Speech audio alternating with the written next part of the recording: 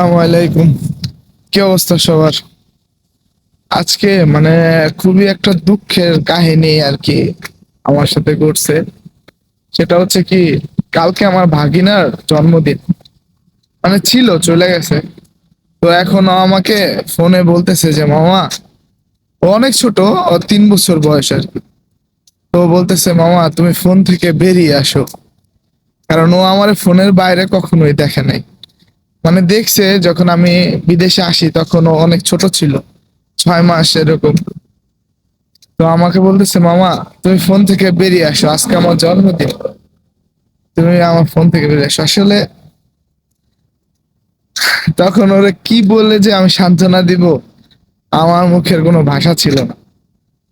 এটাই আসলে, টাকার কাছে আমরা পুরুষ মানুষ সবকিছু বিক্রি করে দিই।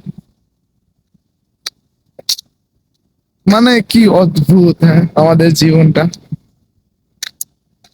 যাক, আল্লাহর কাছে সবসময় দোয়া করে, আল্লাহ যে যেসব পুরুষ সবকিছু ছেড়ে এই প্রবাসের মাটিতে আসছে, তুমি তাদেরকে সব সফলতা দান করো আল্লাহ।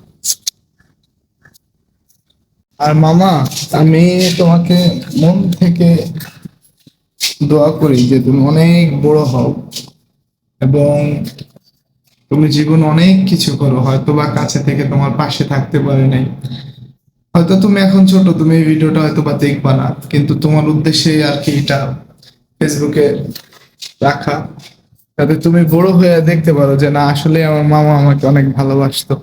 আসলে আমি অনেক ভালোবাসি, কিন্তু কি করবো বলো, ওই যে বললাম, টাকার কাছে সব বিক্রি করে দিছি।